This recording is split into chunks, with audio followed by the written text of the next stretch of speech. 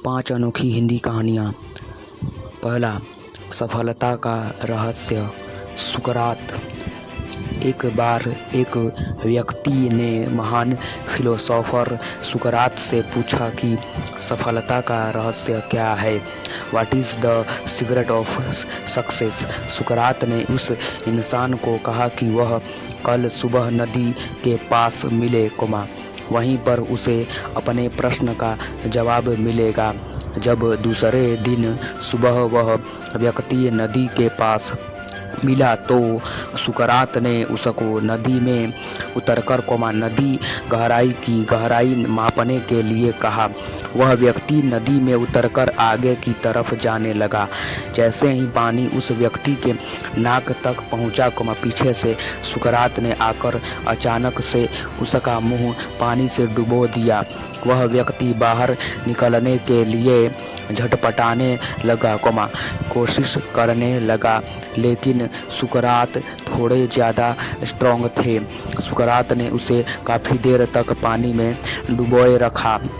कुछ समय बाद सुकरात ने उसे छोड़ दिया और उस व्यक्ति ने जल्दी से अपना मुंह पानी से बाहर निकालकर जल्दी सांस ली। सुकरात ने उस व्यक्ति से पूछा, जब तुम पानी में थे तो तुम क्या चाहते थे? व्यक्ति ने कहा, जल्दी से बाहर निकलकर सांस लेना चाहता था।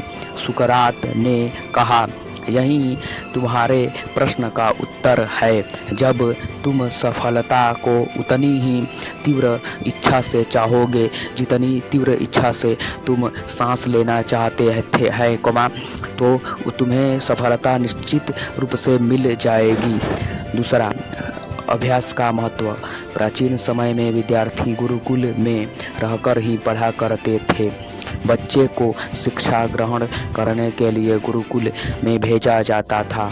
बच्चे गुरुकुल में गुरु के सानिध्य में आश्रम की देखभाल किया करते थे और अध्ययन भी किया करते थे। वरदराज को भी सभी की तरह गुरुकुल भेज दिया गया। वहाँ आश्रम में अपने साथियों के साथ घुलने मिलने लगा, लेकिन वह पढ़ने में बहुत ही कमज़ोर था। गुरुजी की कोई भी बात उसके बहुत कम समझ में आती थी। इस कारण सभी के बीच वह उपहास का कारण बनता है। उसके सारे साथी अगली कक्षा में चले गए, लेकिन वो आगे नहीं बढ़ पाया। गुरुजी ने भी आखिर हार मानकर उसे बोला, बेटा वरदराज, मैंने सारे प्रयास करके देख लिए हैं। अब यही उचित होगा कि तुम यहाँ अपना समय बर्बाद मत करो। अपने घर चले जाओ और घर वालों की काम में मदद करो। वरदराज ने भी सोचा कि शायद विद्या मेरी किस्मत में नहीं है और भारी मन में गुरुकुल से घर के लिए निकल गया। दोपहर का समय था। रास्ते में उसे प्यास लगने लगी। इधर उधर देखने पर उसने पाया कि थोड़ी दूर पर ही कुछ महिलाएं कुएं से पानी भर रही थीं।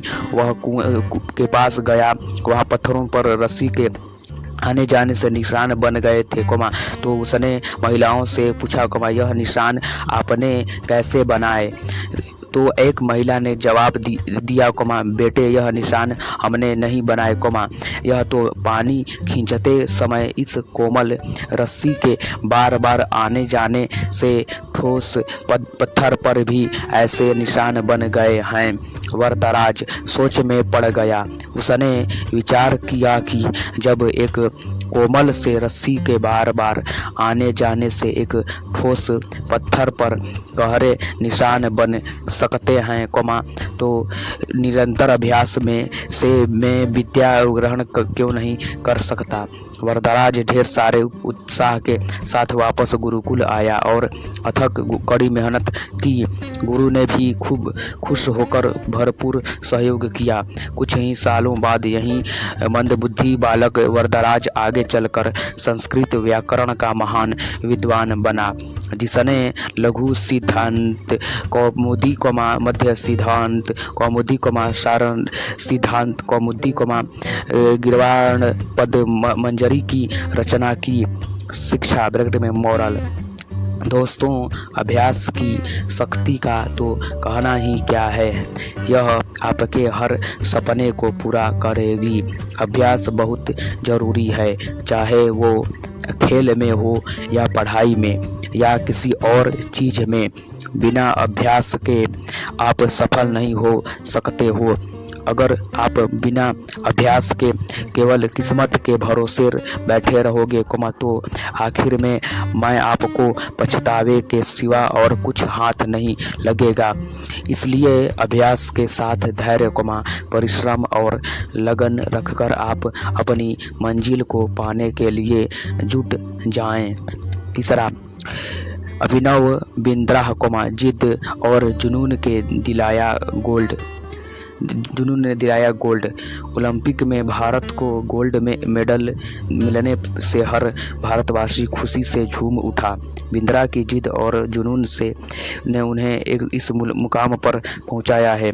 बैंकॉक में हुए वर्ल्ड शूटिंग चैंपियनशिप में बिंद्रा की टीममेट रही इंटरनेशनल शूटर श्वेता चौधरी ने कहा कि बिंद्रा ने जो कहा वह कर दिखाया। श्वेता मामूली अंतर से ओलंपिक टीम में जगह बनाने में नाकाम रही।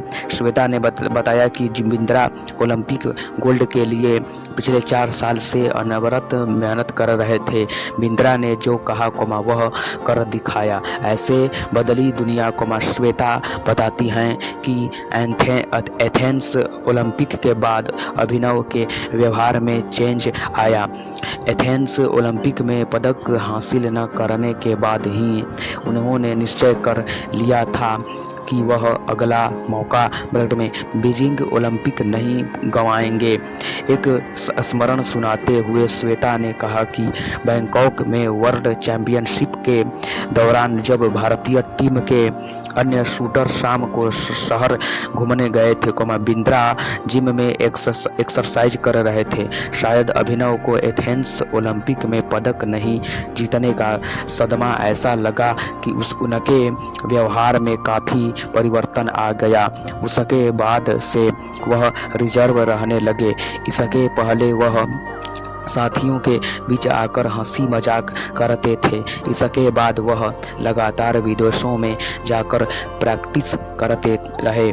श्वेता ने बताया कि बिंद्रा ने स्वयं ही अपने लिए प्राइवेट कोच, पैथोलॉजिस्ट व फिजियो नियुक्त किया था।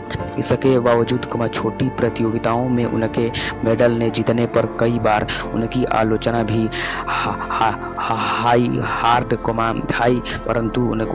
परंतु जानने वाले जानते थे कि अभिनव में वह क्षमता है जो वह वक्त आने पर बड़ी प्रतियोगिता में अवश्य दिखेगा। उनका टारगेट ओलंपिक ही था। चौथा, भारत रत्न प्राप्त डॉक्टर APJ अब्दुल कलाम। अब्दुल का जन्म 15 अक्टूबर 1931 को तमिलनाडु के एक गांव धनुषकोडी में हुआ था। इनके पिता मछुआरों को किराए पर नाव देते थे। कलाम ने अपनी पढ़ाई के लिए धन की पूर्ति हेतु अखबार बेचने का कार्य भी किया। डॉक्टर कलाम ने जीवन में अनेक चुनौतियों का सामना किया। उनका जीवन सदा संघर्षशील रहने वाले एक ऐसे व्यक्ति की कहानी है जिसने कभी हार नहीं मानी तथा देशहित में अपना सर्वस्व न्योछावर करते हुए सदा उत्कृष्टता के पथ पर चलते रहे। 71 वर्ष की आयु में भी वे अथक परिश्रम करते हुए भारत को सुपर पावर बनाने की ओर प्रयासरत रहे थे। भारत रत्न डॉक्टर अब्दुल कलाम भारत के 11वें राष्ट्रपति बने। वे भारत रत्न से सम्मानित होने वाले तीसरे राष्ट्रपति हैं। भारत के मिसाइल कार्यक्रम के जनक डॉक्टर कलाम ने देश को अग्नि एवं पृथ्वी जैसी मिसाइलें देकर चीन एवं पाकिस्तान को इनकी रेंज में लाकर दुनिया को चौंका दिया। एक बार एयरफोर्स के पायलट के साक्षात्कार में 9वें नंबर पर आने के कारण कुल 8 प्रत्याशियों का चयन करना था। उन्हें निराश होना पड़ा था।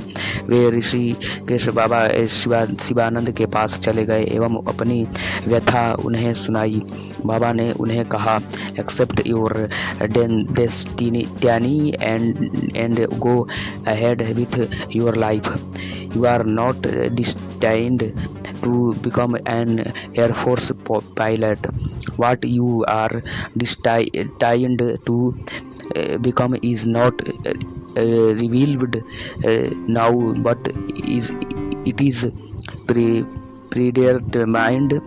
Forget this failure as it measures yourself to lead to your existence. Become one with yourself, my son. Surrender yourself to the wish of God. बाबा शिवानंद का कहने का अर्थ यह था कि असफलता से निराश होने की आवश्यकता नहीं। यह असफलता आपकी दूसरी सफलताओं के द्वार खोल सकती है। तुम्हें जीवन में कहाँ पहुँचना है, इसका पता नहीं। आप कर्म करो, ईश्वर पर विश्वास करो। डॉक्टर कलाम का जीवन हर उस युवक के लिए आदर्श प्रेरणा स्रोत है जो अपने जीवन में एक असफलता मिलने पर भी निराश हो जाते हैं। डॉक्टर कलाम ने अपने सारे जीवन में निस्वार्थ सेवा कार्य किया। उनका राष्ट्र प्रेम और उनका देशभक्ति का जज्बा हर भारतीय के लिए सबक एवं प्रेरणा का पुंज है और हमेशा रहेगा। 5वां, महान गणितज्ञ धुन के पक्के। रामानुजन का जन्म एक गरीब परिवार में 22 दिसंबर 1887 को तमिलनाडु के ईरोड कस्बे में हुआ था। उनके पिता एक साड़ी की दुकान पर क्लर्क का काम करते थे। रामानुजन के जीवन पर उनकी मां का बहुत प्रभाव था। जब वे 11 वर्ष के थे तो उन्होंने एस.एल. लोनी द्वारा लिखित गणित की किताब की पूरी मास्टरी कर ली थी। गणित का ज्ञान तो जैसे उन्हें ईश्वर के यहाँ से ही मिला था। 14 वर्ष की उम्र में उन्हें मेरिट सर्टिफिकेट्स व काइट अवार्ड मिले। वर्ष 1904 में जब उन्होंने लव टाउन हाई स्कूल में स्नातक पास की तो उन्हें रंगनाथ राव पुरस्कार प्रधानाध्यापक कृष्ण स्वामी अय्यर द्वारा प्रदान किया गया। वह 1909 में उनकी शादी हुई। उनके उसके बाद वर्ष 1910 में उनका एक ऑपरेशन हुआ। घर वालों के पास उनके ऑपरेशन हेतु पर्याप्त राशि नहीं थी। एक डॉक्टर ने उनका मुफ्त में यह ऑपरेशन किया था। इस ऑपरेशन के बाद रामानुजन नौकरी की तलाश में जुट गए। वे मद्रास में जगह जगह नौकरी के लिए घूमे। इसके लिए उन्होंने ट्यूशन भी किए। वे पुनः बीमार पड़ गए। इसी बीच वे गणित में अपना कार्य करते रहे। ठीक होने के बाद उन्हें उनका संपर्क नेल्लौर के जिला कलेक्टर रामचंद्र राव से हुआ। वह रामानुजन के गणित में कार्य से बेहद प्रभावित हुए। उन्होंने रामानुजन की आर्थिक मदद भी की। वह वर्ष 1912 में उन्हें मद्रास में चीफ अकाउंटेंट के ऑफिस के क्लर्क की नौकरी भी मिल गई। वे ऑफिस का कार्य जल्दी पूरा करने के बाद गणित का रिसर्च करते रहे थे। उसके बाद वे इंग्लैंड चले गए। वह उनके कार्य को खूब प्रशंसा मिली। उनके गणित के अनूठे ज्ञान को खूब सराहना मिली। वर्ष 1918 में उन्हें ट्रिनिटी कॉलेज कैम्ब्रिज का fellow of Trinity college Cambridge चुना गया। वह पहले भारतीय थे जिन्हें इस सम्मान पोजीशन के लिए चुना गया। बहुत मेहनती एवं धुन के पक्के थे। कोई भी विशेष परिस्थिति आर्थिक कठिनाइयाँ बीमारी एवं अनेक परेशानियाँ उन्हें अपनी धुन से नहीं डिगा सकी। वे अंततः सफल हुए। आज उन्हें विश्व के महान गणितज्ञों में शुमार किया जाता है। 32 वर्ष की छोटी उम्र में ही इस प्रतिभाशाली व्यक्ति का देहावसान हो गया। दुनिया में एक महान गणितज्ञ को खो दिया। आपको हमारी ये real life inspirational stories in Hindi या मोटिवेशनल स्टोरीज़ इन हिंदी कैसी लगी, हमें कमेंट में अपनी प्रतिक्रिया ज़रूर दें। और चैनल पर पहली बार आए तो चैनल को लाइक कर दीजिए और लाइक करने के साथ साथ चैनल को भी सब्सक्राइब कर दीजिए।